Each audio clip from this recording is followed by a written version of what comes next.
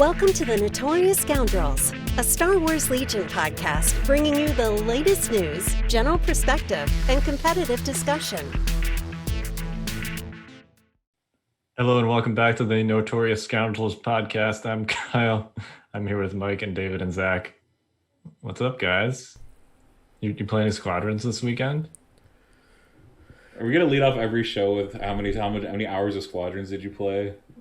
All right, you know what? It wasn't a lot of hours. I mean, David is the chip leader, right? That is true. So he's taking a little bit of offense here because he's the chip leader, and he's like, "Back off of me, Kyle." But I will say this: Kyle Bushman and I played like 3 games last night. When you hear this, it's gonna be Tuesday, so it was really Sunday night. And we went 3-0, and it wasn't a lot of hours, but they were productive hours. It might have been like an hour, honestly. We were making quick work, and when I say that Kyle was like spoon feeding my bomber, it was kind of ridiculous. I don't know what was going on.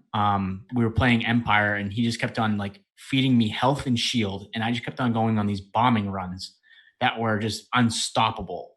And we made some quick work. We got literally, I think, 3 games in like an hour. Like, I think it was pretty quick. It was very efficient. But yeah, there was one bombing run where you made like 4 passes or something ridiculous. And it didn't even feel good doing it. That's how dirty it felt. Spamming those health packs. There you go, 2,000 health. Here you go, 2,000 health. You had like 3 guys on you.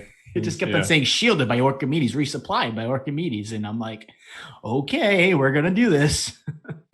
Well, I'm glad you could win a Squadrons game, because apparently you can't win a Star Wars Legion one, Zach. I conceded that game, so it doesn't even count. Not even in the books. Can't lose if you don't play. Yeah, exactly. It's the deep mind thinking, you know. We were up 4-0, and the game didn't really mean anything. I'm not trying to be mean about it. We were already in, and I felt good about the points. And it's easier to get like an hour of Squadrons in than it is to be like, hey, honey, I'm sitting to play Tabletop Simulator next to you for the next 3.5 hours. So I chose the easier road, especially when it's my kid's birthday today, the day that we're recording. So we had to also prepare the house the night, like it was like the night before, with some like decorations and balloons and presents that I actually forgot about.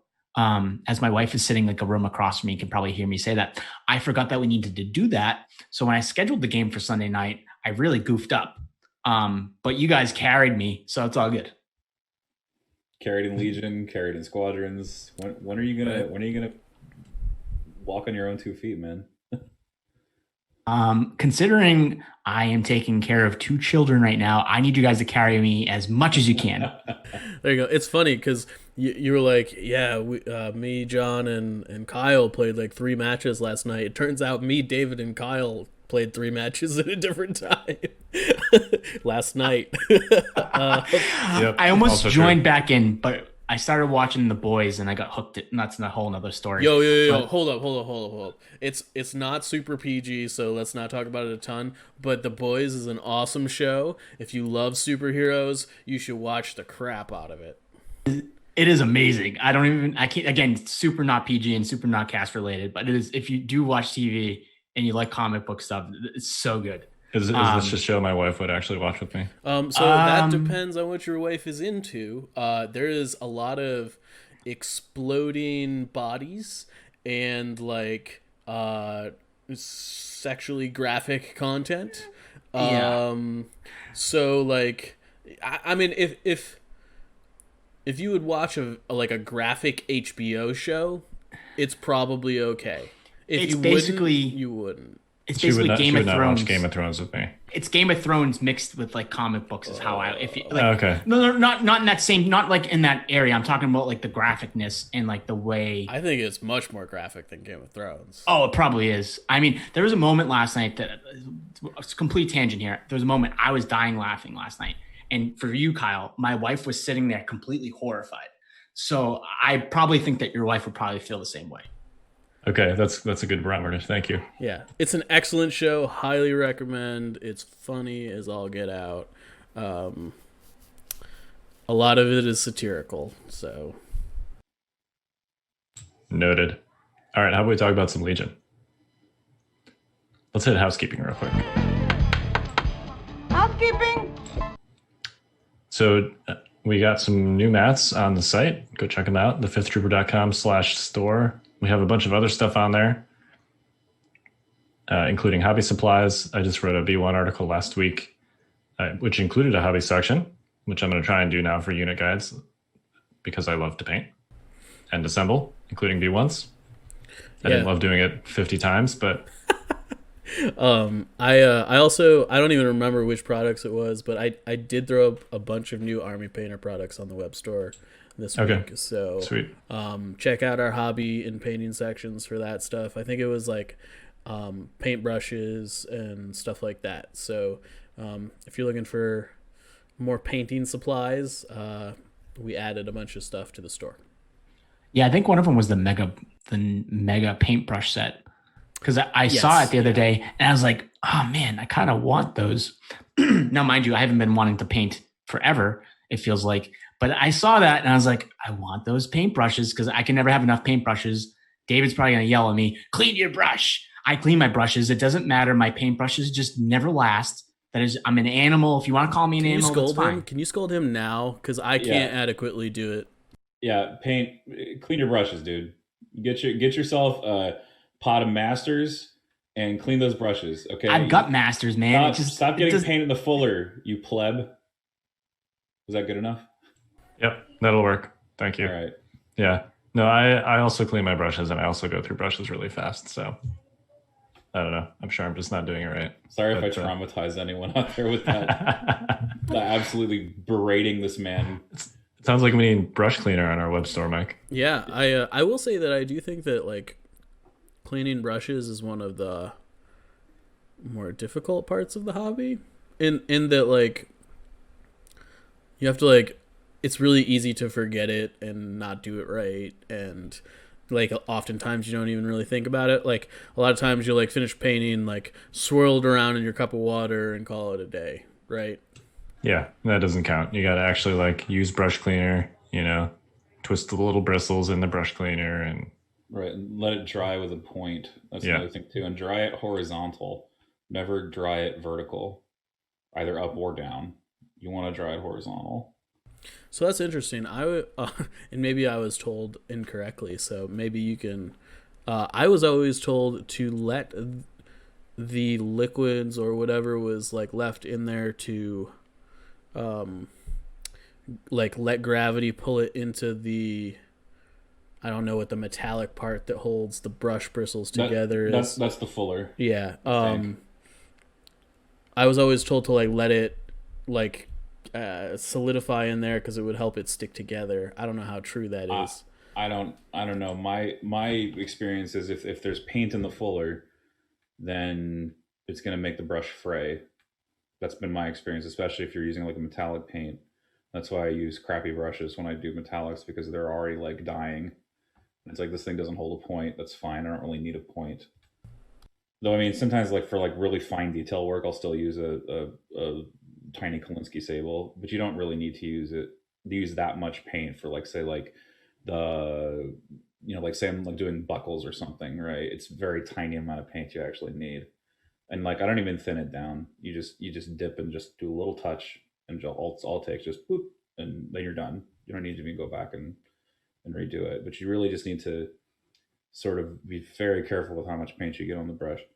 But anyway, yeah, like I guess what I've read or watched on YouTube is that you have to let it dry horizontal because you don't want anything getting in the fuller, because that will make it fray. But you absolutely want to like Kyle said, twirl it into a point so that it dries with a point, and that will trains the bristles to make the shape you want.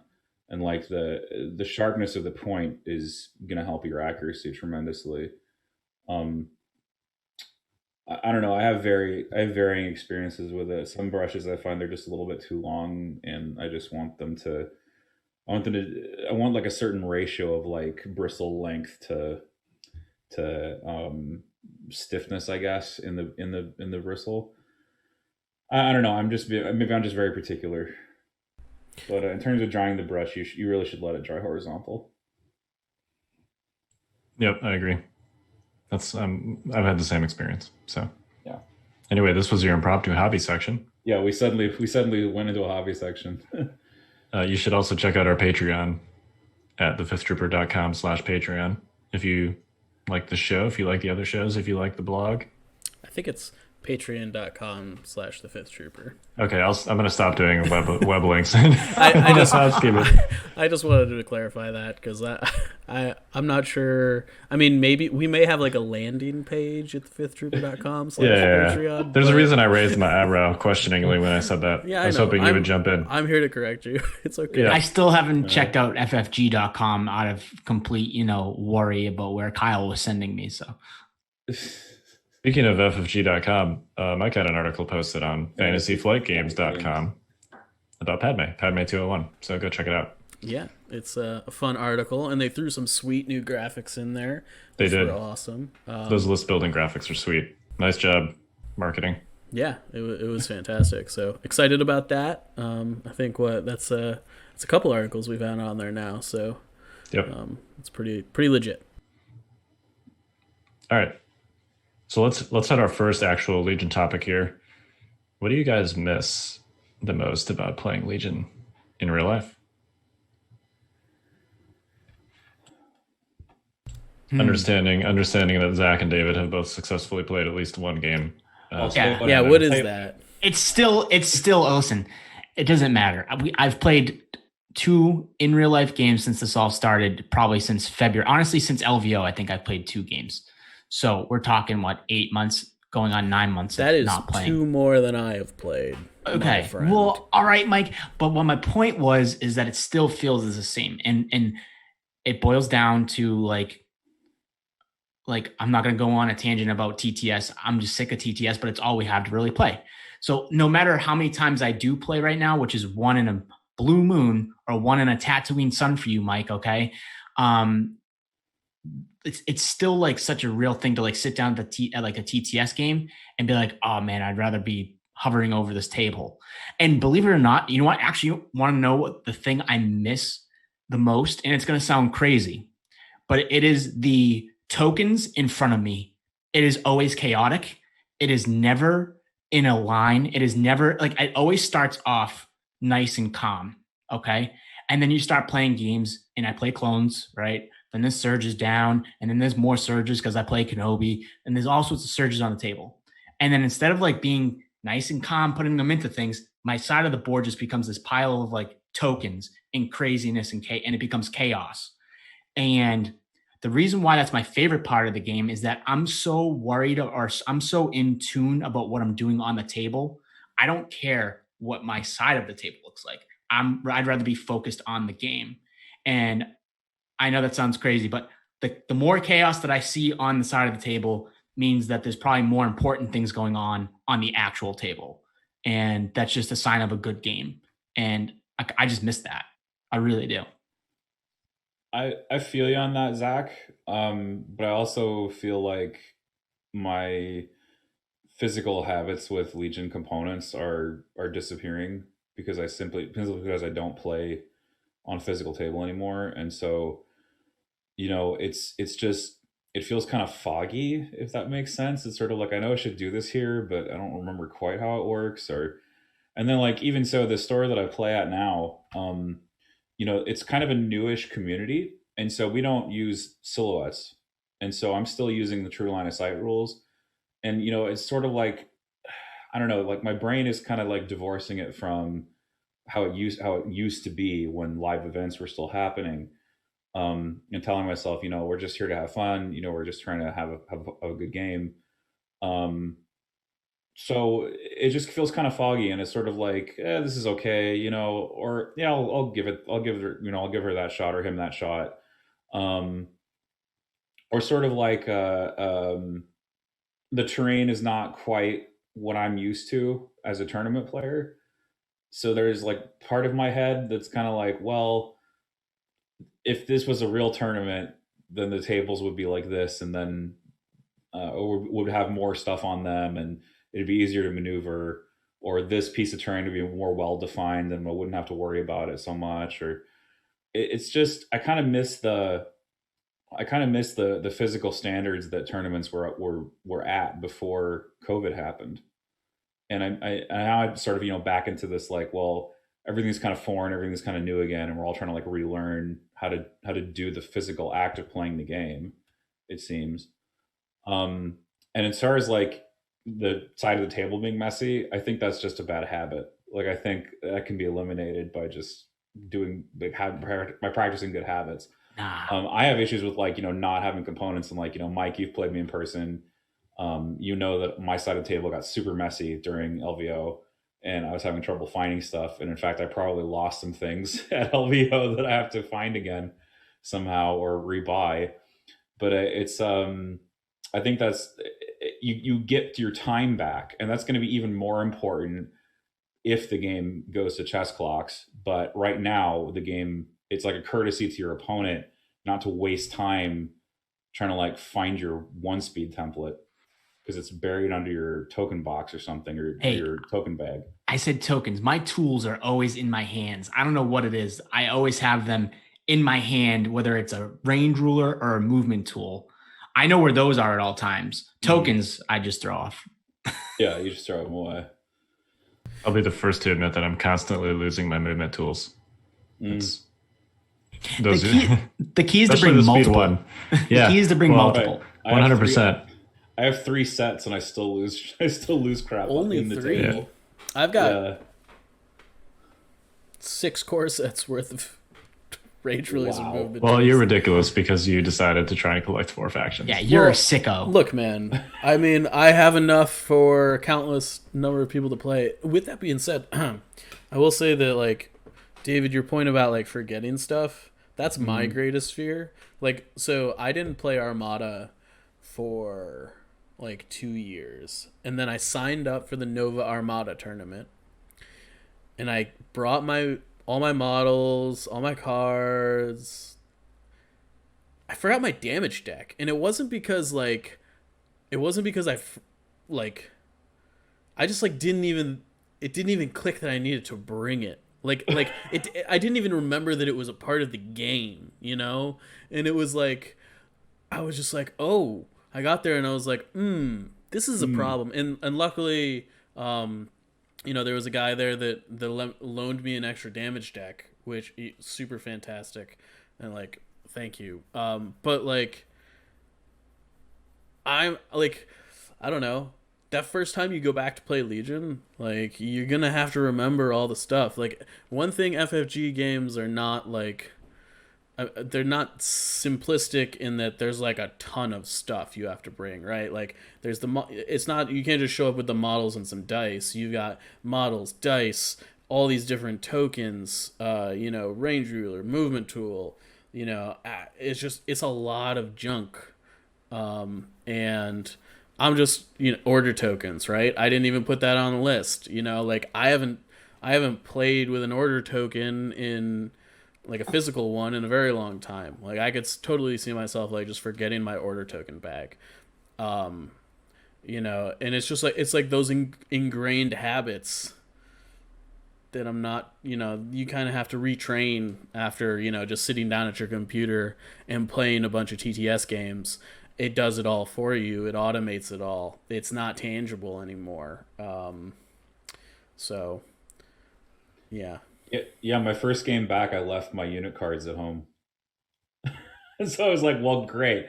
Now my opponent just has to trust that I know what the heck I'm talking about. I mean, it's not like I'm going to forget what a Rebel Trooper rolls, right? Because I've been playing the game for 2 years. Like, if you don't know it by now, like, what are you doing? Hey, man, did you know that Rebel strike teams have tactical? Did you not know that? Are you sure? No, they don't. They really don't. They can also share those tokens with other units. Yeah, and they can dodge crits with dodge tokens, I'm sure. All right, check the clock. How long do we take? All right. I know, right?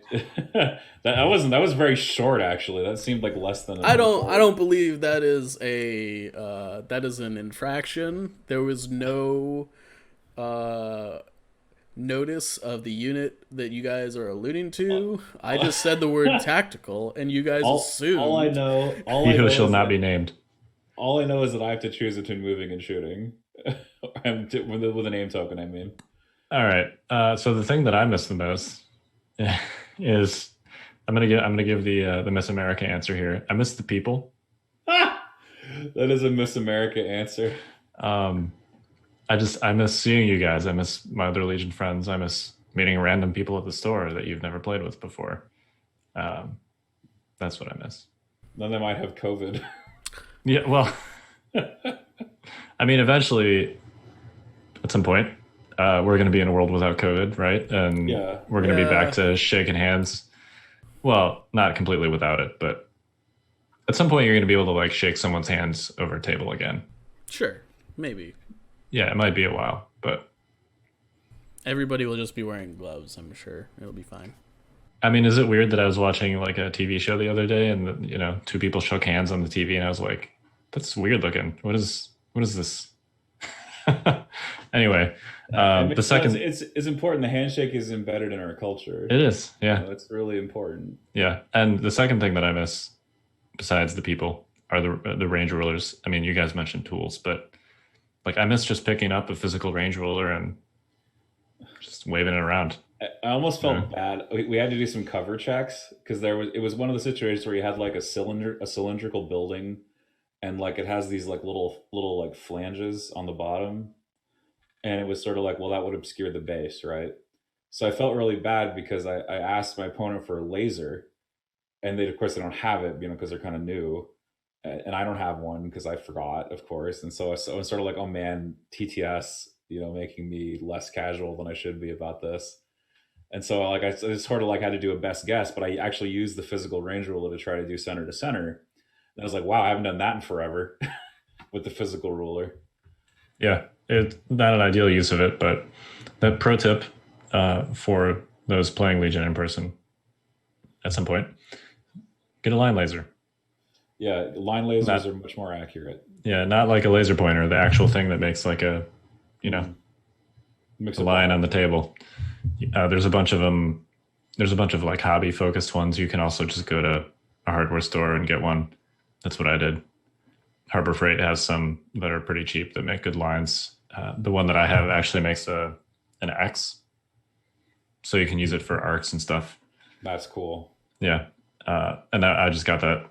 It's like a hardware one, so it's not super pricey or anything. But those are also explicitly allowed in the tourney regs, I believe. So yeah, you think you can use line lasers as an outside? Yeah. It's technically a third-party component, but it is allowed. It's a specifically allowed one, and most judges will have them too. I know Brendan is legendary for his like ridiculously high-powered green lightsaber line laser that possibly melts the PVC models when it's used. But yeah, get a line laser. Not very expensive, extremely helpful for center to center and firing arcs and stuff like that.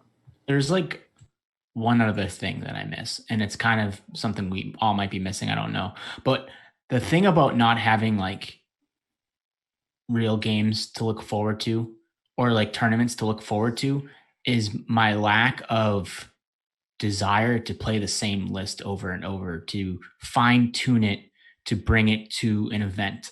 Like, let's put it in perspective. The last time there was an event like LVO, right? I was playing like 2 to 3 times a week, even if I had to like force that time in, with my busy life with kids. Okay. I only had one at the time, mind you. But even with 2 now, let's say if a tournament was coming up, I would find time to carve out and play 2 to 3 times a week to get prepared and to fine tune a list. And without in real life events right now, right, is I'm just kind of playing a list, and it's like riding a bike. If I play well with it, I play well with it, but like it's put together and it's kind of how it's operate, but I'm not trying to fine tune it. And I was thinking about that the other day, and that kind of feels bad. Or not bad, but it's just not what I'm used to. Like, I'm used to having that desire to want to play 2 to 3 times a week to fine tune a list. And it's kind of hard to be there. I know there's a lot of things around the corner with, potentially LVO and, Invader Leagues coming up after David's, team league and stuff like that. There's a lot of different things to prepare for, but it doesn't feel the same. It's hard to kind of explain. I mean, unless you feel it. Kai, you're shaking your head. Yes, maybe you kind of feel the same way, but it's just how I feel right now. Well, Mike, you're in a whole nother planet trying to make your own Arc Star thing going on over there. So I'm not sure when the last time I played a list that wasn't Arc Star was. When we prepped for Worlds back in whenever that was, February. Yeah. I mean, it should be noted that I think last Invader League I ran, and this upcoming Invader League I'm running. So for me personally, as I'm not going to play, I have nothing to kind of prepare for. You know what I mean? and it's even Invader's not the same. Like I get exactly what you're saying, right? You miss having a benchmark where you're like, this tournament is on the horizon, even if it's months away, right? I'm going to be competing in it, and I need to find a list for that tournament, and I need to practice it. You know, we've talked about running a gauntlet with teammates on this show before. Like, I mean, we're not going to do that for Invader. Yeah, and it's not to take anything away from Team League either, but like Team League, I'm running a list that I wouldn't necessarily be running if I had the choice, right? And I'm not saying that the list I'm running is bad. I like the list I'm running, but I would be running a clone list that, you know, that has arcs in it, right? Or like, but because Mike's running a clone list with arcs in it, I can't run it because that's the parameters of the list building, right? There are certain restrictions. Right, there's certain restrictions. So I'm not saying I'm not excited to play my list. It's just not something I would necessarily be playing. I mean, or fine tuning, say. It's sort of interesting because, like, for me, the only way I ever got painting done really was to like hit those benchmarks. I was like, oh, this has got to be painted in time for X event. I've had 8 months of no events, and I've gotten like no painting done, even though I've had like nothing to do. It's just like I don't have the motivation to do it because there's no reason to, you know? Yeah, deadlines give you the motivation sometimes, right? Like, for example, I moved out of California, and I promised a friend of mine to finish painting some stuff for them. And I had to just say, yeah, this has to be done before I move away. And so every day I was up, and it's like, well, guess I'll paint these 10 clan rats, or I was painting 60 clan rats. Okay. And it was not fun, but you know, I did it, right? Because I wanted to make sure it was done. And it was done, but that gave me the motivation to do it every day. And so sometimes the deadline is like very useful, you know, especially if like it's like at some point, right, your why overwhelms the reasons not to do it, right? That's kind of how it is with a lot of decision making, right? The why has to be strong, and in this case, the why was, if I don't do this, I don't get to play. Right? Yep. Yeah, it's really nice to have that benchmark to be able to look forward to. And even Invader, right? That's, for me, I've always viewed it as like practice, because I personally don't have a lot of time to get actual like regular practice games in, unless I have a specific goal, a specific short term. Like I need to match this list for a specific tournament coming up. So yeah, I'm right there with you. Well, we're all excited for when we can play together again, whenever that is, when we can see each other at the next convention, whether it's LVO or Depticon or Northeast Open or whatever ends up happening in 2021. Who knows? So on that note, let's hit breakthrough.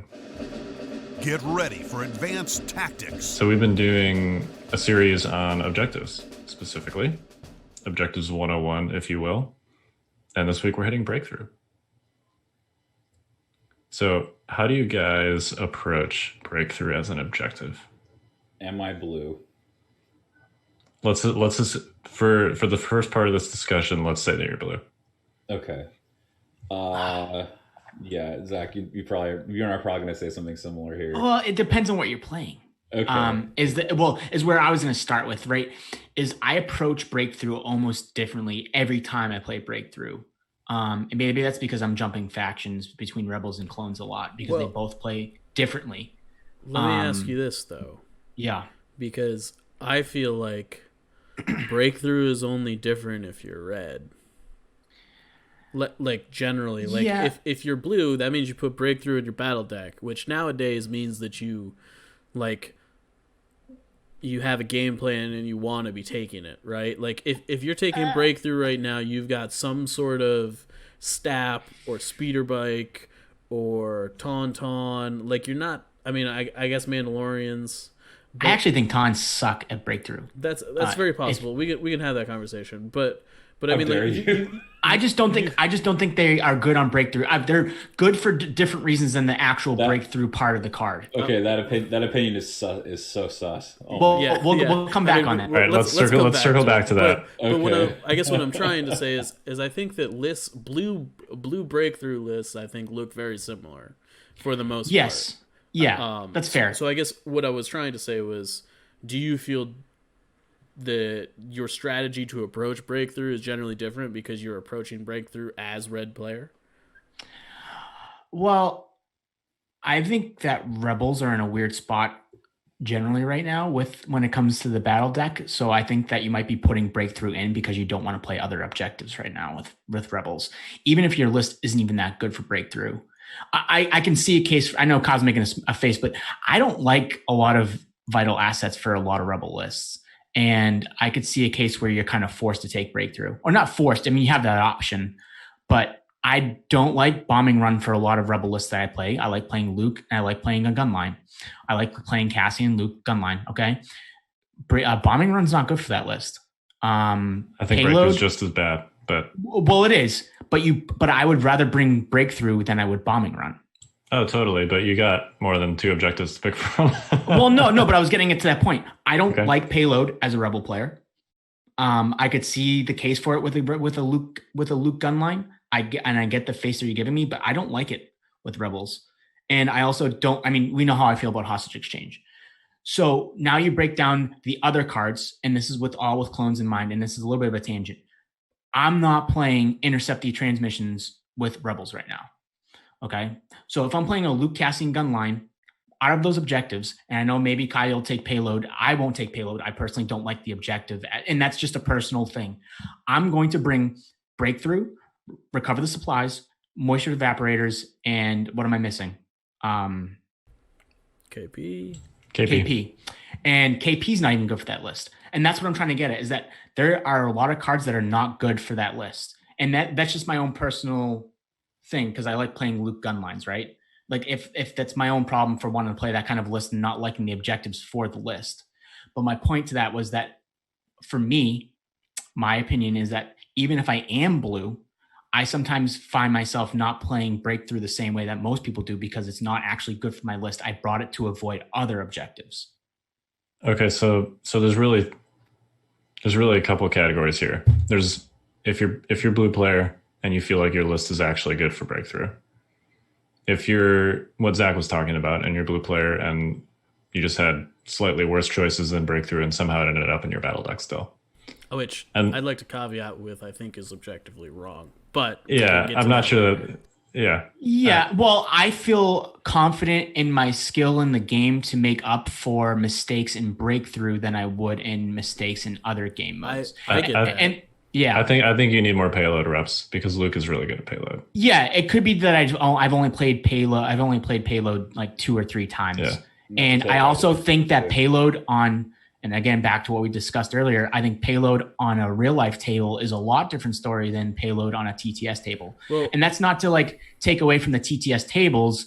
It's just, I think that it's just a totally different ball game on a real life table. I think, and I don't want to hit this too hard, but I think the big difference between payload and breakthrough is that R2 can win you the game on payload, and on breakthrough he's much less, like, you're doing that anyways, you know. Right. And so I don't know, like, because payload is such a low scoring game, R2 can really break payload wide open for Rebels and for Republic, obviously. Yeah, Republic are the payload kings anyway, frankly. I mean, Republicans are the king of everything. That's another reason, right? Is I don't want to play payload against. I guess I should say that a lot of the problems with the Rebels and what I brought up and how I feel about Rebels in their battle deck is that you're going to have to play against a clone player and you don't want to play against them on payload. Right. I mean, you necessarily don't want to play them on breakthrough either, but that's what I'm really getting at. This is a subtle way of saying you don't ever want to play them. But yeah, no, so let's circle. No, it's not. It's not clone salt. Okay, it's not. Really it's not that. It's about strategizing your battle deck to make sure that you're on a different foot than you would be on another side. Like hostage exchange, you're starting on a back foot. Payload, you're starting on a back foot. Bombing run against certain lists, you're starting on a back foot. Whereas again, and I know you don't really understand the logic that goes through my brain here, Mike, but the logic that I have is that I can make up for a mistake in breakthrough. And I feel confident that I can turn things around in a setting of breakthrough than I would on payload, say, against a clone player. I mean, I get where breakthrough you're coming from. breakthrough is a little bit more defensive as an objective than payload is. Probably Payload, why I like it, because I'm a defensive player. you can, right. So let's talk real quick about playing breakthrough defensively, where you're playing for 0 victory points, because I've definitely done that. I think that's valid with certain lists, particularly if you have like a gun line and you're blue player.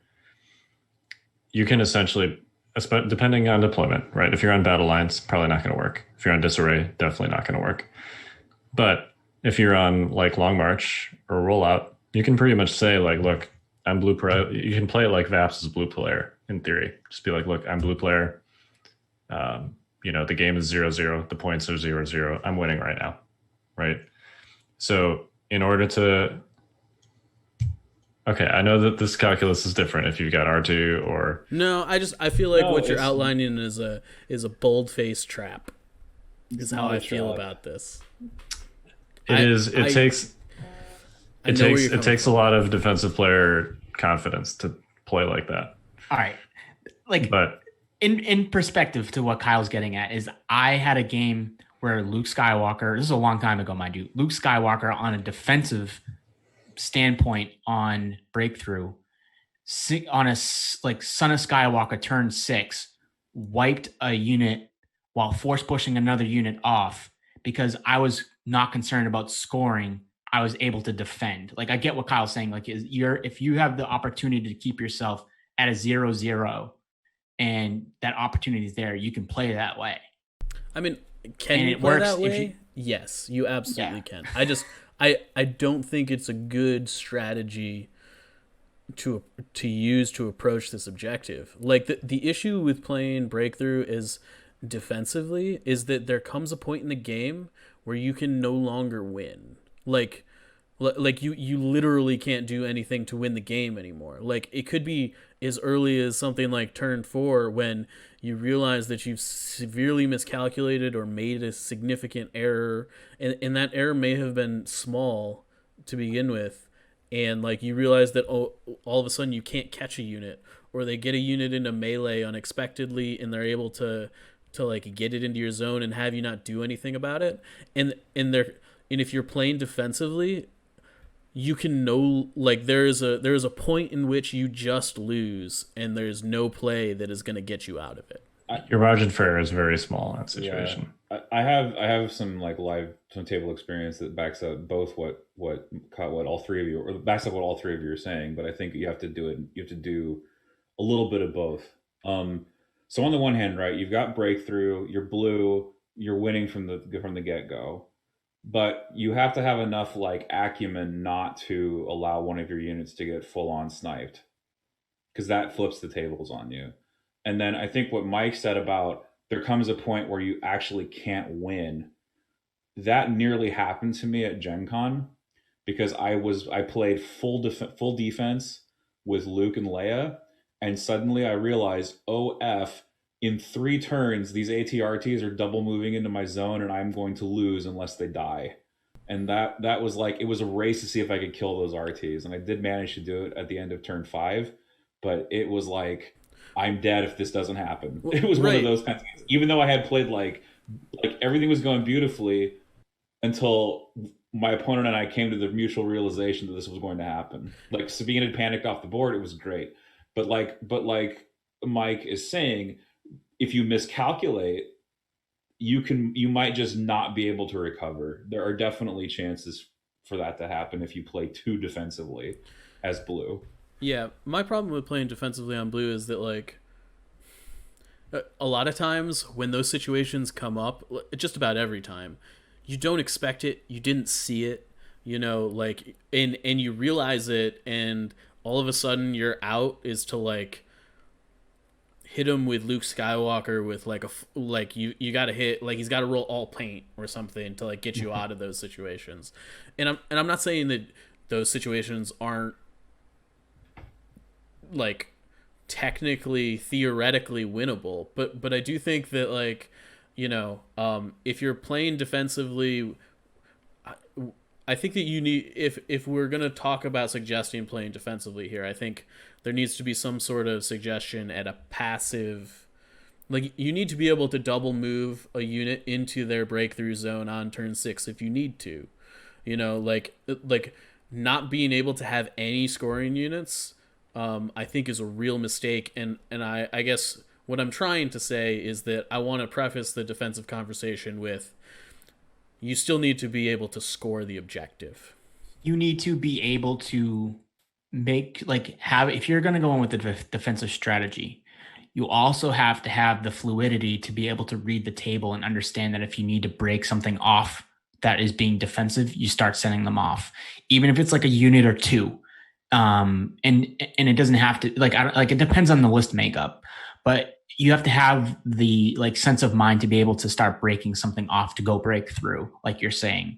And that just stems with kind of playing more games of breakthrough. I think breakthrough is actually one of the objectives that the more you play it, the more you understand it.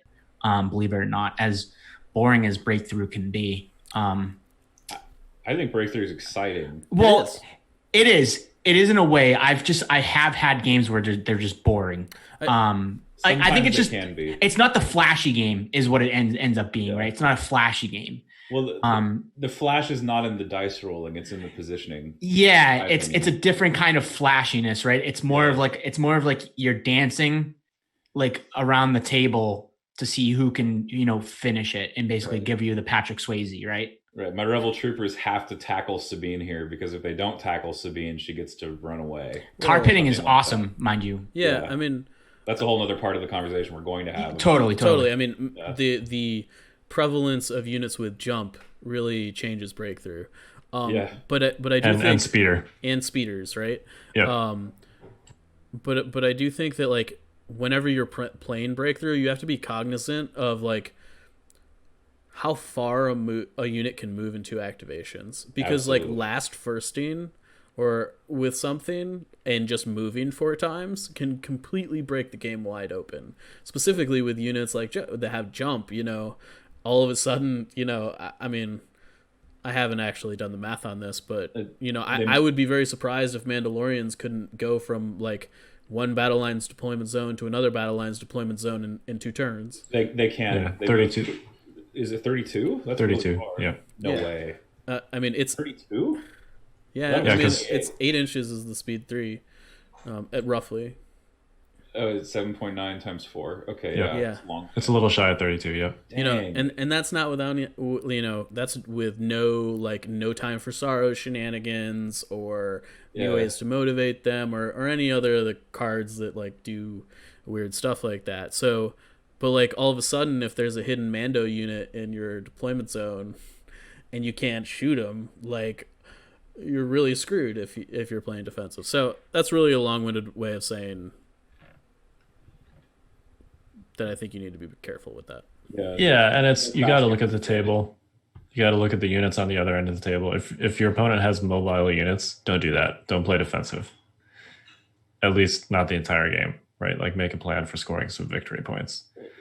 But if your opponent is also playing a gun line and you've got a pretty open table, and you feel like if either of you moves any units towards your opponent's zone, they're just going to get pasted and die, then maybe you start thinking about a 0-0 game. But yeah, if your opponent has like Staps or Mandos or Tauntauns or T-47s for some reason, don't don't just be like, I'm going to wait this out, because they're just going to dump that unit from the other end of the table into your deployment zone on the last turn, and you're not going to be able to do anything about it. Yeah, and I guess where I'm coming from for this is I guess counterintuitive to what Zach was talking about earlier, is that if breakthrough is in the battle deck, one of those units is present on the table right now, right? Like, when you guys say we're playing breakthrough, I just kind of assume there is a mobile unit in the game that changes what breakthrough means. Because I do think that if like we rewind the clock a year and a half, playing breakthrough defensively in like gunline situations was a thing that happened all the time. Yeah. Yeah, and I'm thinking of a game I had in Invader against Luke where I had Veer's Bosk and he had Veer's Boba, and I played that way and it worked. But I don't think that, Yeah, probably in shouldn't today's have. well, I that's mean, another he had Boba conversation. Fett, right? Yeah. Oh gosh. I mean, to piggyback on a lot of things we brought up, there is one thing that I think we might want to discuss and see. I want to see how you guys feel about it. Right? Is that in Breakthrough, I find myself playing the lower pip cards earlier and keeping my higher pip cards later, so I can have more order control for when I need to break through. If I am the player that is trying to break through, I want the order control to be better, and 3 pips allow that. It depends on the board makeup. It depends on the threat level. I mean, I'm not saying that I'm not deliberately not playing a 3 pip to hold on to later on purpose. But if the board is there and you know that you're the team that has to like try and break through more, so I think order control becomes super important. And if you're throwing a 1 pip or 2 pip on a turn, you need more orders on the table. It can really hurt. Yeah, that's an interesting point. Yeah. Saving your multi-order cards for later. I think priority really is sensitive to the position. It's not strict. I mean, I don't think you can generalize personally. It's also like, maybe you lose a commander early, maybe your choices get limited somehow. But I think I'm of the opposite opinion. I think sometimes you want priority in the late turn because you want to be able to tie up a unit before they can react. But that's my option. Yeah, and tying up units in melee is totally valid on late turns on lots of objectives, but especially on breakthrough. Let's talk about basically 2 scenarios. So we talked about basically approaching it as a gun line when you're blue, which is pretty rare these days.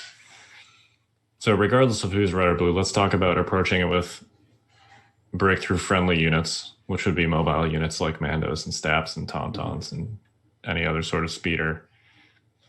A lot of vehicles. And then on the other side of the coin, let's also talk about it if you don't have any of those units, if you have a more static list. And in each of those situations, how do you approach breakthrough? Keep your mobile units the heck out of melee is the first point. Actually, I don't know if this is the right time to segue into this, but I played a real life game on breakthrough, and the thought just literally occurred to me that if my opponent had her Clan Ren on this like piece of terrain that was kind of in the middle of the war, we were playing hemmed in, which was terrible for me as red. Especially because she kept Clan Ren in the middle, and they could have literally run either way. And like I tried to like force the win by, well, not force them, but I tried to stay in the game by running things into melee with Clan Ren. But if Clan Ren had taken the opportunity to jump onto this building in the middle, there would have been nothing I could have done short of killing them to prevent the victory.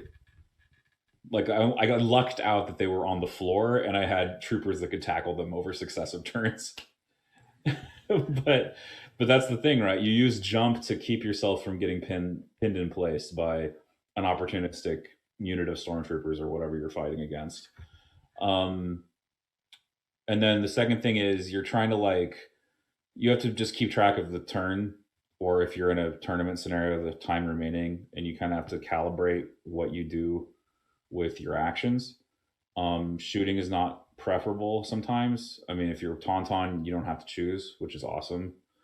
But if you're a Mando, you need to make that choice. You need to be just cognizant of how many moves it's going to take you to get in, and you need to always have some mental.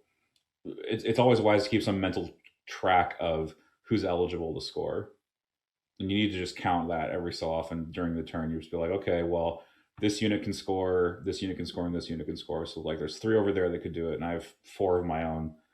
Oh wait, that's R2. He'll have secret mission. There'll be 4 to 4 if this happens, and you sort of have to run through that calculus all the time and just be aware of it. I think that's a really good point. I think every game of Breakthrough starts with how many activations do they have, and how many activations do I have? And yes, and I think the calculus of more so than a lot of other objectives, even I think intercept and stuff, you need to be actively counting who can score and who can't, to your point about like how specific like fast lists, I guess, move in Breakthrough, I think that a lot of people tend to use their fast units as glass cannons, and in Breakthrough you really don't want to. And I mean, I think this stands in general mostly. But I think that it's a trap that you can fall into even more in Breakthrough, and that like you're like, oh, I want to get in the end zone, and then you get there and you realize you have like 3 more turns and your speeder bikes don't have anything to hide behind, and then they start doing donuts to stay in the zone, and it you really need to plan it out, specifically if you've got something with the speeder keyword, right? Like if you've got a T47, even if it's bad or whatever, like you still need to like plan for how it's going to end up there, because you don't want it to end up there on turn 4 and then have it be useless the last 2 turns of the game. You want it shooting throughout the game and then landing in the end zone at the end, right? So for people that play Armada, this is similar to planning out a ship's course when you set down a ship on the table. And I mean, like, that goes for most Legion games, but a little bit more for Breakthrough, where you have to end somewhere specific, right? And you should try and plan a little flexibility in there, but it is oftentimes more important for your fast units to end in the Breakthrough zone than to do the damage. You're explaining all the reasons why I don't like Tauntauns in Breakthrough, mind you. I understand. I mean, I think Tauntauns are pretty resilient and durable generally. I think the meta right now is very anti-Tauntaun, so I get that. But yeah, so I think preserving your units that can easily make it into the Breakthrough zone, I think, is super important.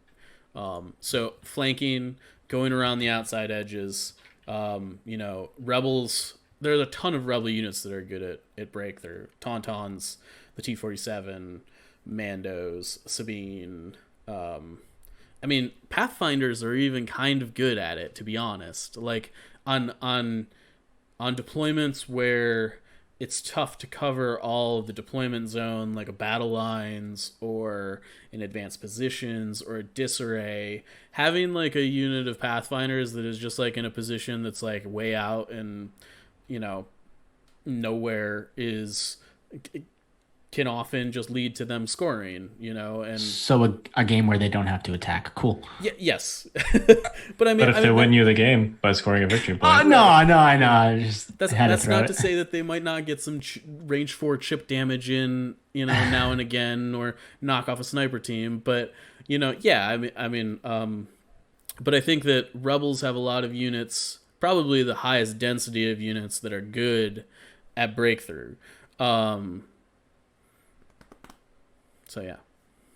Something we haven't mentioned yet, and I think I maybe mentioned it in passing also, units that are unable to be engaged are actually like really strong on Breakthrough. So for example, long time ago, way before any of this Tauntaun stuff, there was a unit called the Occupier Tank.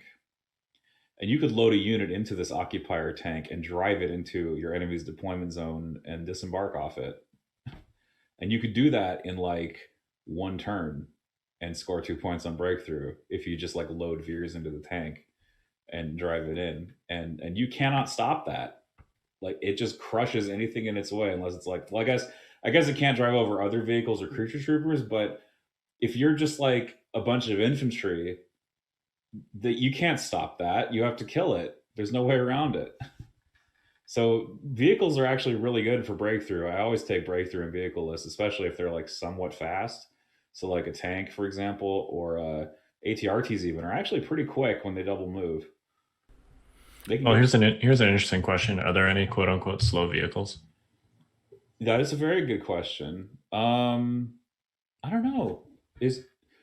For their side, like, is the ATST kind of slow? The ATST wants to aim shoot. I mean, the thing is that their bases are so large that the fact that they use like a speed 1 or a speed 2 movement tool is like super deceiving, right? Because like the Occupier, right? You also gain the width of the base, so yeah. I mean, the Occupier is a great example, but like the Saber and the AAT, both their bases are gigantic. Yeah.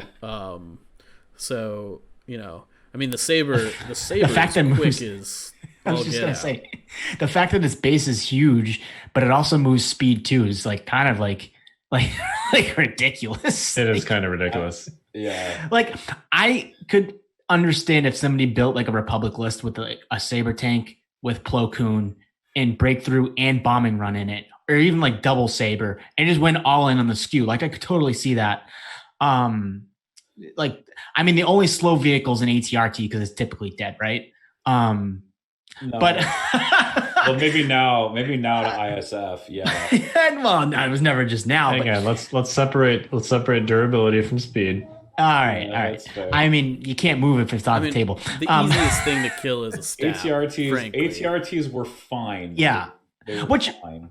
Which the stat conversation brings up to the fact that I was going to hit something else, but I'll hit the Tauntauns first. Like the Tauntauns and like Staps, yeah, they're technically good on breakthrough because of speed and they can do a lot of damage. And I get why David is probably a fan of breakthrough on Tauntauns, but I mean, and I'm not saying that it's like that. I mean, I said they suck, I guess, but so I'm just going to lean into it, I guess, right? Is that I feel like a lot of the times when you expect your Tauntauns to live to turn 6 to score, they don't. Now, most of the time they probably have traded up. It depends on what you're playing against, right? But I mean, I feel like Tauntaun should be bringing bombing run and not breakthrough at this point. And I know it's a totally different story than 6 months ago. I mean, I guess you could always say you bring both, but like they just feel so much better on bombing run. And what I mean by that is that like breakthrough, they have to basically choose to either go in and kill stuff or try and be long and durable and play the end game. They can't choose to do both. I mean, they can do both, but they might not necessarily obtain both. Whereas bombing run, they can kind of do both.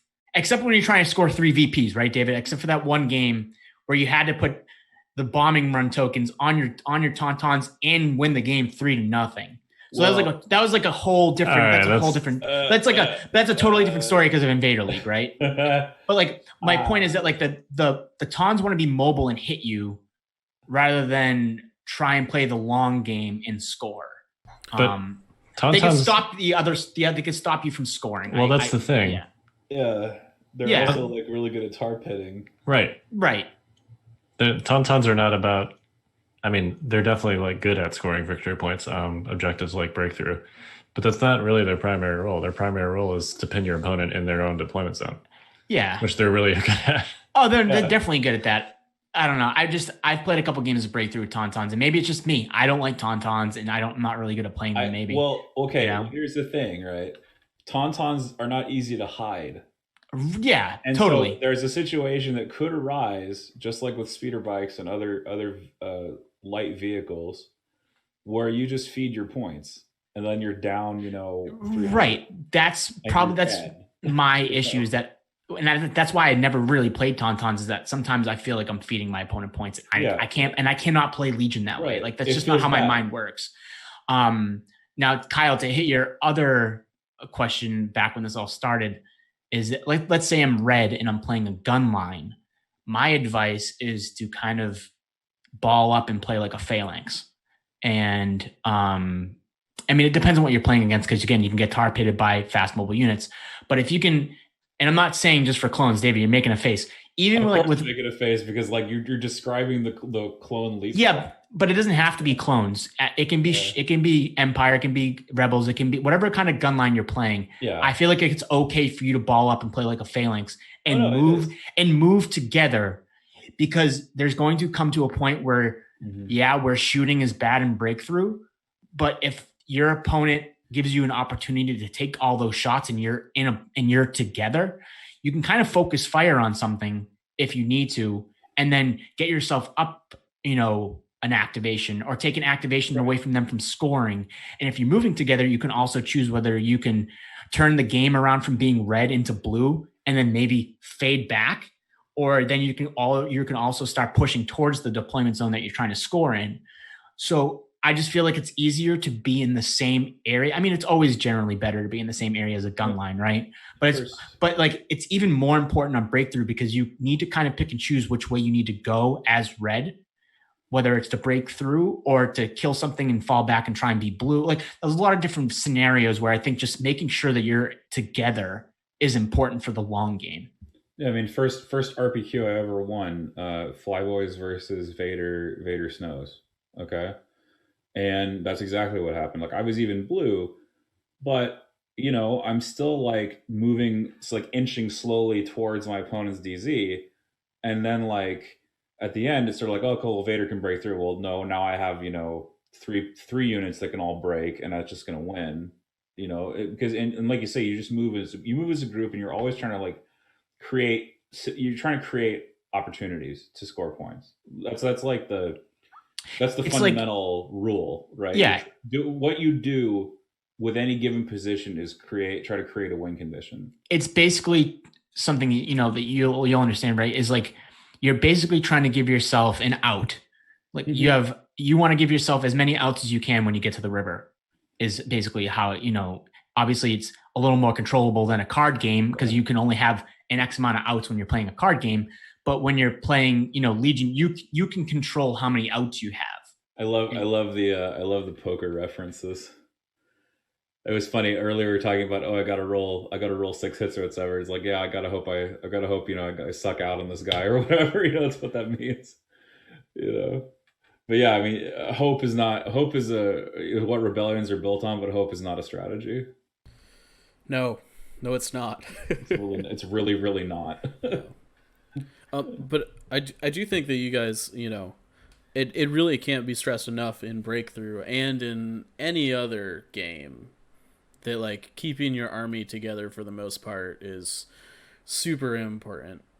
There are times when it can catch you off guard. Sabine throws some bombs at you. Bosk throws some bombs at you. Whatever. But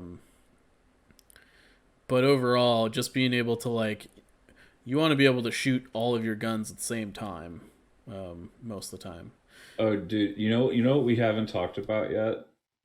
We haven't talked about trick plays where you go in melee with a unit out of a deployment zone and snap your opponent's unit leader out of position. Well, let's talk about this. That's hard to pull off.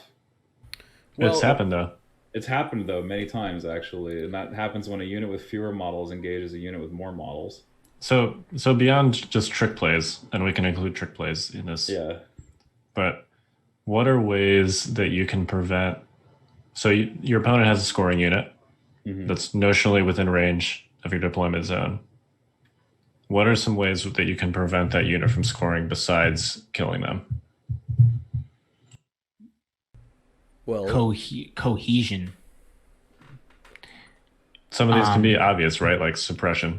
Yeah, well, suppression. If you're trying to go over like the tricksy hobbitsy play, like David's saying, is you can kind of, if you can like map out where your opponent's trying to break through, especially with your horde of droids there, Kyle, is you can kind of cohere and get yourself into a position where your opponent actually has nowhere to go unless they want to engage in melee with you.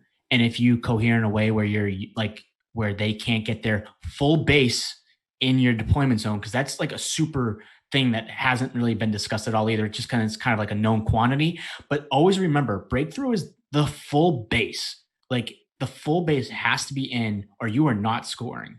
So if you can kind of like map out where your opponent's like 2 speed 2 moves would be, and you cohere in a position where they're trying to like, try and catch you at the last minute of the game and double move into your deployment zone to score, you can box them out essentially. That's one way to do it. I mean, vehicles can box out like we've discussed, and that's another way you can do it.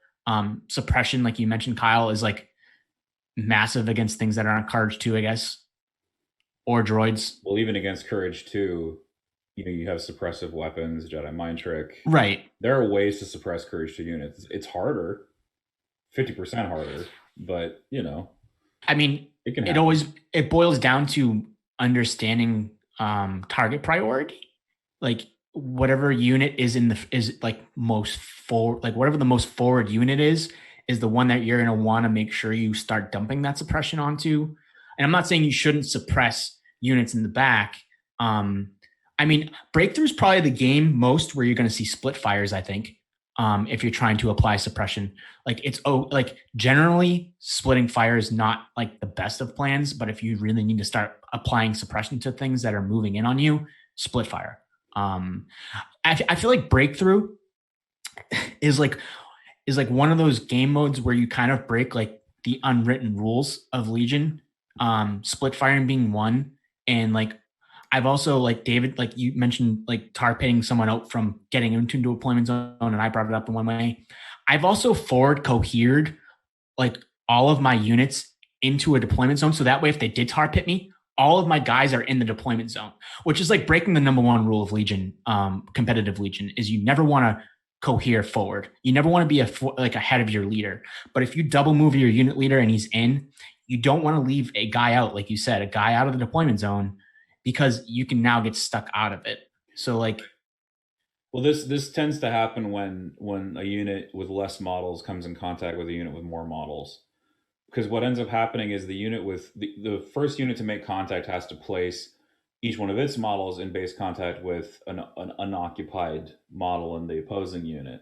So the only way they can force you as the person getting engaged to move your models is if they have fewer models than you do. And that causes your out of melee models to move into melee with someone else. Now, it's pretty hard actually to make this happen, but we've seen it happen in major tournaments, especially with strike teams, which are a 2-model unit. If they get engaged by a lone trooper unit leader, there's a strong chance that that unit leader in the strike team can get yanked out of the deployment zone and no longer count for breakthrough, because it has to snap to a part of the engaging unit's base that forces it out. Same is true for like say you have a 5-man unit of rebel troopers, but like one of them is out of the deployment zone. Well, if they get engaged by a lone sergeant, then the rest of the people get pulled out. And it could be that the leader has nowhere to stand that is valid for it to be counting for breakthrough. And that's super dangerous when you're, anytime a lone sergeant is within range 2 of your breaking unit, that can happen to you. Especially true against clones if they let you get that far, but clones especially, because clones like to hide those single unit leaders because they're good for token sharing still. So well, and even just beyond pulling a unit out with melee, if you can catch a unit before it's moved in melee, right? If it's not within withdrawal range of the deployment zone, that's better than killing them. Yeah, exactly. Because then they no longer score, and it's like, well, whatever. Yeah, because shooting something and killing it involves rolling dice. Yeah. And, no matter how reliable you think your attack is, there's a non-zero chance that you might not kill the thing you're trying to kill. Right. Like for example, the real life game I played, I took a bet that Clan Ren with 2 models was not going to kill 4 rebel troopers. But they happened to, with an aim token, get 4 hits, and I rolled a blank. So it was like, it was still the right play, because if I hadn't made that play, they would have just broken through and I would have lost immediately. But I gave myself a shot. Yeah, it turned out that unit of rebel troopers with the medic attached was worth enough points to give me the points loss as well. But sometimes that doesn't happen. I mean, but it was still the correct play. Yeah, I think it just didn't work out in my favor. That's all. Like, using melee as a tool to deny your opponent the ability to do things in later stages of the game. It's one of the things that I think doesn't get talked about enough. It really shines in Breakthrough, but it's really applicable on just about every objective. I tar pit a lot, I'm not gonna lie. Yeah, like just tar pitting on turns 5 and 6 can often decide a game. Who's really good at tar pitting? Mandalorians. Yeah, no, totally. Yep. Sick at tar pitting. It's unreal how good they are. Often people get into a mindset of like, I need to kill this unit for it to not be able to do its thing, right? But if you're close enough, just melee it. Like, whatever. It accomplishes the same thing most of the time. There are times that it doesn't, when they can kill you and move on. Like, don't try and like tar pit a lightsaber user most of the time, right? Like, that's generally not gonna work. Yeah, also because of force push. Well, right. Yeah. I mean, there's a variety variety of issues there. They may just wipe you in one go, Right. and then force push the other unit that's tar pitting them. It's very hard to tar pit a force user. Right. But just about every other unit in the game, that's not a vehicle, it's pretty easy to tar pit units. And it makes your opponent decide, like, if you tar pit a unit with like a naked rebel trooper squad, your opponent is presented with two bad choices almost always. The first is they sacrifice their turn and withdraw so they can continue doing the same thing, what they wanted to do next turn, and have the chance to just get tar pitted again.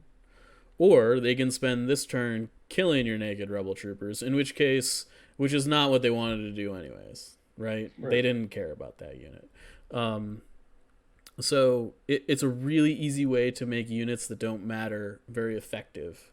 And using that example, naked rebel troopers tend to be hanging out by your deployment zone a lot of the time because you don't want them to get shot, right? So they're a good unit to just like, oh, it's turn 6, I'm going to double move into you, or it's the end of turn 5, you've already activated, so you've only got one turn left, I'm going to double move into you.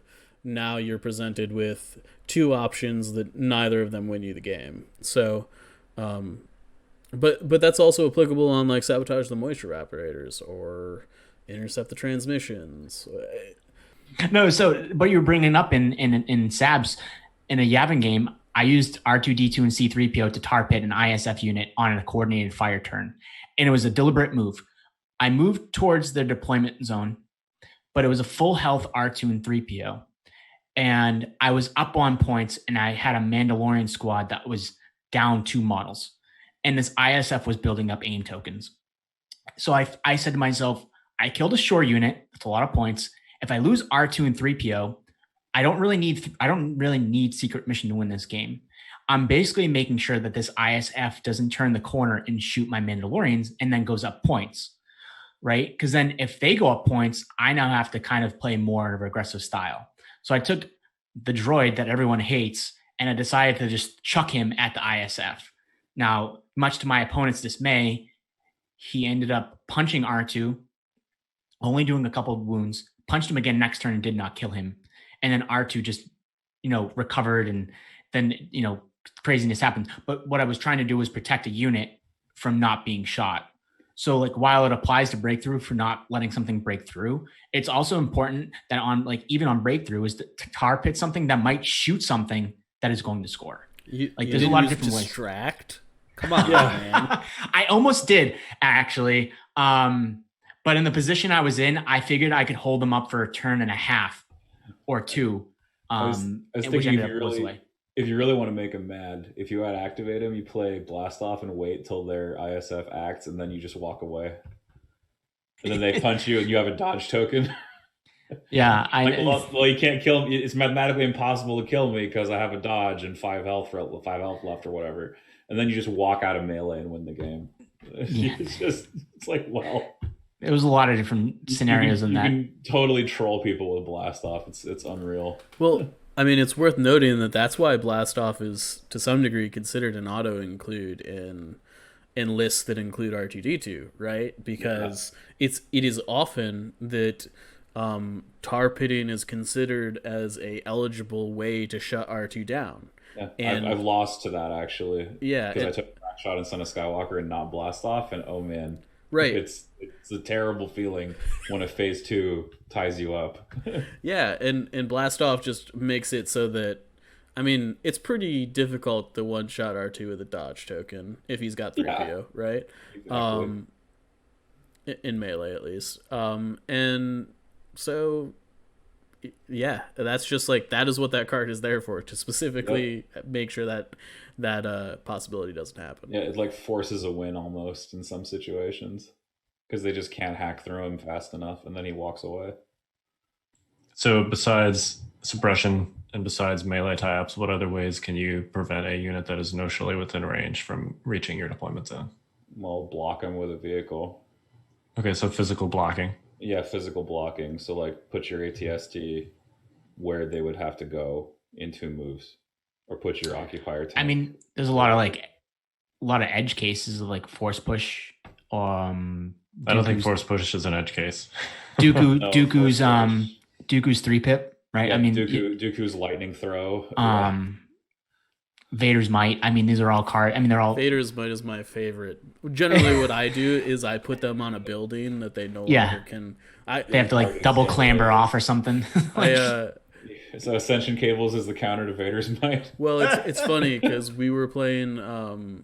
We did a lot of Worlds testing, and I was playing a lot of Operative Vader, and I think Kyle and Gordon were both playing Rebels pretty confidently, and I don't remember if you both had R2 or only one of you, but like we both had R2. Yeah, like every game I just Vader's Mighted R2 on top of a building. Gotta have blast off, man. Yeah, and I mean they were playing like Luke, so they had all of Luke's cards or whoever he was being played with, right? So like R2 is just sitting on top of a building in the middle of the map for the rest of the game, and yeah. Right, because the grounded keyword means he can't climb, not even climb down. He's just stranded. Yep. The real question. You can do that to Tauntauns too. Yeah. Yeah, Tauntauns hate it. And dewbacks. I mean, if you ever see one. The elusive dewback. What's a dewback? Oh, before we leave tar pitting, I was going to say, Shore Trooper mortars, look out. Those things are like nasty at tar pitting. They'll get you. They can engage you. Be careful. Yeah, they move surprisingly fast. Yeah, they're actually pretty fast for a speed 1 unit. They can get you. All right, any final breakthrough thoughts? You've got to be really dynamic when you play breakthrough. Yeah, you can't be static. You have to move. Yeah, like and you've got to.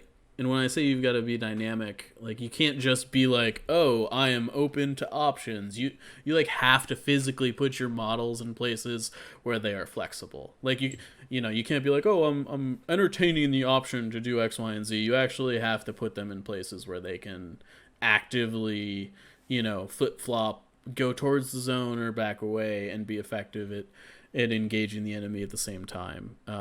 So there's kind of like when at least the old school way of playing breakthrough often was like kind of like ships in the night a little bit, where both armies would kind of like toe the line of range 3 and range 4, and you would always have to kind of like sneaking in and taking pot shots at range 3 because like at that point range 4 wasn't that big a thing, right? Like sneaking in, taking a range 3 shot and kind of like sneaking back out while also kind of doing the, I'm moving past you, you're moving past me thing. Bull. Yeah, exactly. Yeah, circling the bull. Yeah.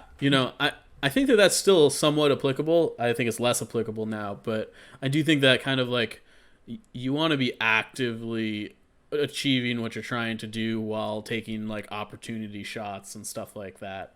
That's definitely the way I like to play breakthrough, just because I've been gotcha'd way too many times playing defensively, trying to play for the 0-0 tie. I don't know. That never pans out well for me. I have found specifically that I lost my last game at high command like that. But yeah, so I don't know. That's my thoughts. Yeah, I think Kyle and Mike, back when the show was young, I think we mentioned it, that you need to have a plan for all 6 turns for all your units. Breakthrough is like 100% that objective. If you don't have some kind of plan, some kind of forward-looking plan, you're gonna lose before you know you've lost. Always be measuring. Oh, you just took it out of my mouth. Yep, always be measuring. Always know how far. So we've talked about the range rulers and move distances before. You can now use the movement tools to pre-measure. Yes. In some circumstances, but even then, it's not always super helpful because you got to add the base onto the end. So it's still good to know the actual range ruler distances. A speed 2 move for a trooper unit is the most important one to know, and that's also the easiest one to remember. Is just range 1, right? Range 1 is 6 inches. The movement tool is 5 inches, and a trooper base is a little bit less than an inch when you account for the bevel on the base. So just shy, like 2 millimeters shy of 6 inches, or range 1 is a speed 2 move for a trooper unit. Speed 3 move with a small base trooper unit is 8 inches, just shy of 8 inches, which is the range ruler plus, a third of a segment. And if you actually, it's too bad I don't have a range ruler right here in front of me, but if you actually look on the range ruler, those little lines that are detailed on the range ruler are actually like at roughly 2-inch increments, depending on which line you're looking at. So the measurements to break your range ruler up into increments are right there on the range ruler. You just gotta kind of like know, where what points those lines represent. Yeah, I can't paint them competitively. Well, you can paint your range rulers. Yes. And if you want to throw like a wash or something inside those lines that are on there already, I think that's legal. At least I hope so, because that's what I did. Yeah, but you can't like physically like mark them. Oh no. Yeah, Like, you can't paint like tick marks. That you can't? Yeah, technically yes. Okay. Yes. It's in the tourney regs. Yeah. Well, it's interesting because there are some people I know who showed up at events with range rulers with like bar sections painted red, and it's like, well, of course that's a freaking tick mark. Yeah, and this goes back to like, what's what's okay and what's not, and ultimately that's for the a TO to decide. Please don't paint 2-inch segments on your range rulers. Yeah, don't be that guy. They're on there already. Just don't be a douche. Just use what's on there already. It's there. You just, please don't paint tick marks on your range rulers. So speed 3 move is 8 inches with a small base, and then speed 1 is 4. So it's easy to remember, 4, 6, 8. And 4 being obviously 2/3 of the way of range 1. And then it gets a little more complicated with things like tauntauns or speeder bikes. But basically, it's about a 1/2 inch bigger, those bases, than a small base trooper unit. So, 8.5 inches for a speed 3 move with one of those bad boys. Just shy of 18 inches, like 17.5 inches for 2 moves. So, yeah, just remember all those distances. It helps to, you can even like mark out on a sheet of paper, like actually do the moves, and then put the range ruler down next to it and kind of, figure out how far that is. But always be measuring, know your move distances, super key. Any final thoughts? I think we pretty much covered it. Breakthrough is like, I don't know, it's simple for the most part, but it's very complicated once you're in the thick of it. Yeah, simple but not so simple. Yeah, like I said earlier, it's like a game with no flash.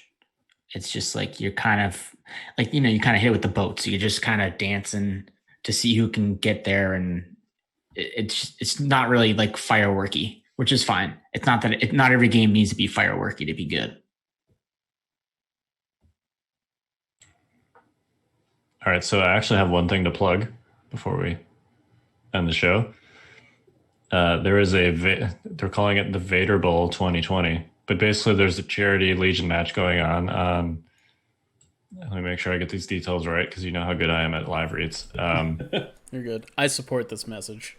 Okay. On the 26th of October, Nerfly and Cody 1307 from the Discord are doing a Vader versus Vader match, and it's for charity. So any donations collected during the stream will be donated to St. Jude's.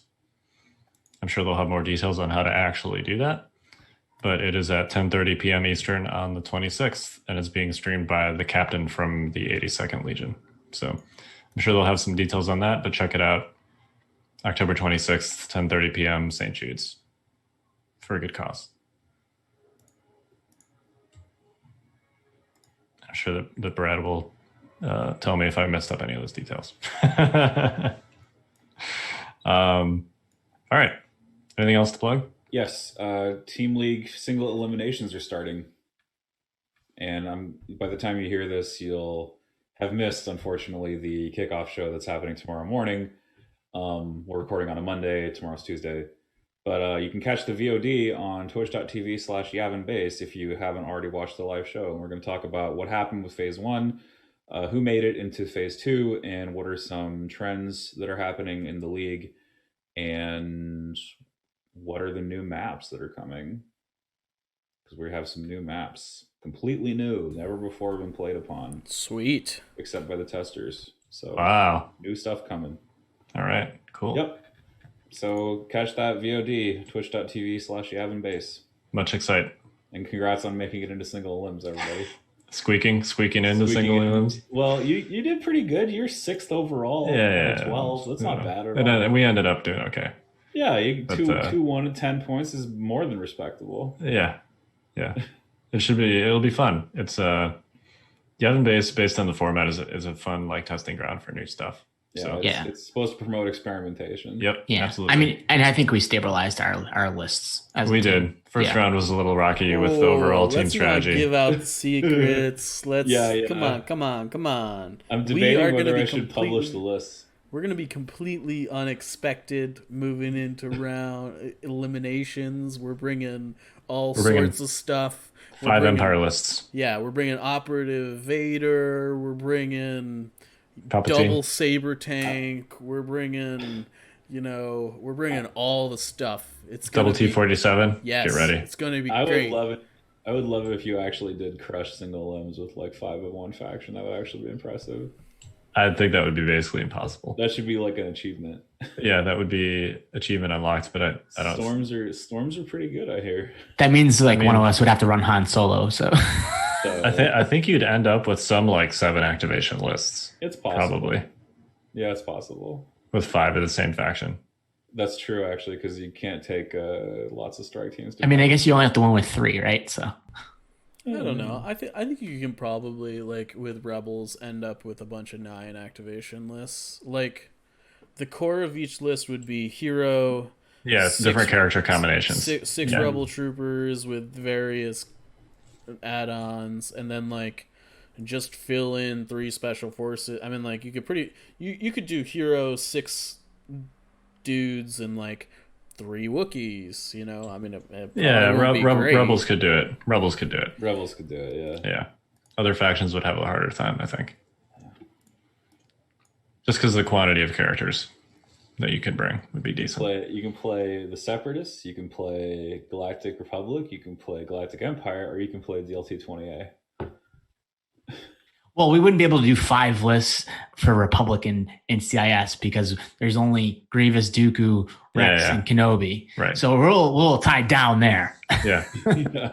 All right. Anyway, be prepared. Whoever our opponent is, we don't know that yet, but You will know by tomorrow. we will. All right. And good luck to everybody in Elims. Godspeed. We are the Notorious Scoundrels. I'm Kyle. I'm Mike. I'm David. And I'm Zach. Stay fresh, cheese bags.